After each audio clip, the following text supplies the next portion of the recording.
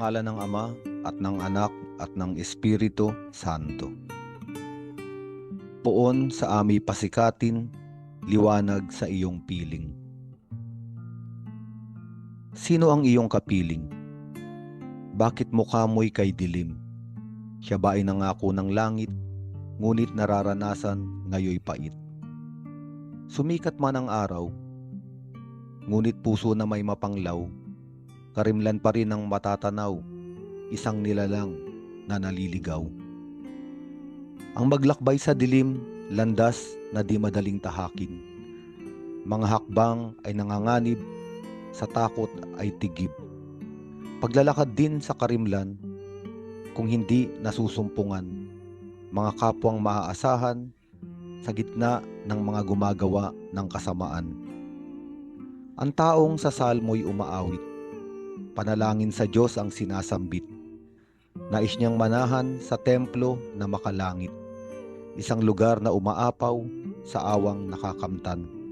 Sumasamba sa Panginoon, sa kaloob ay takot na banal ang nilalaman.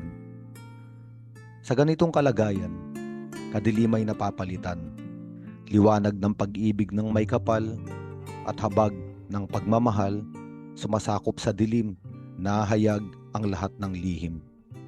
Hindi na dapat magtago, pusong wasak at kaluluwang nagdurugo. Si Jesus ay dumating bilang isang ilaw, araw na sumisikat sa sanlibutang tigib ng panglaw. Ngunit sinabi niya rin isang nakakalungkot na damdamin. Mayroon pa ring mga taong pinipili ang dilim. Ano ba ang kinakatakutan? Bakit hirap iwan ang kadiliman? Inaakala ba ng tao sa paglabas sa liwanag siya ay hahatulan?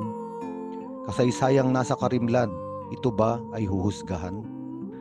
Kaya naman kahit bukas na ang pintuan, maaari nang lumabas tungo sa kaliwanagan, mga nilalang patuloy sa pag-aalinlangan kung sila ba ay hahakbang. Ngunit si Kristo ay liwanag ng daigdig. Sa kanya nakikita larawan ng Diyos na ganap ang pag-ibig. Tulad niya ay isang umagang dumarating, hating gabi ng buhay sa kahapon ay inilibing. Bukang liwayway ng poon sa atin ay dumarating. Tayo nang tumungo sa kaaya-ayang sikat ng araw.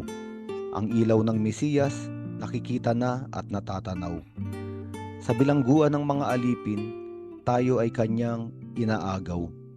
Nais niyang sa makalangit na tahanan, lahat tayo sa paggiliw niya ay magtampisaw. Nagniningning niyang pagliyag, may matamis na paanyaya. Tayo'y tumugon, tayo'y bumaling sa kanyang panawagan upang siya'y makapiling. Luwalhati sa Ama at sa Anak at sa Espiritu Santo, kapara noong sa unang-una, ngayon at magpakailanman at magpa sa walang hanggan. Amen.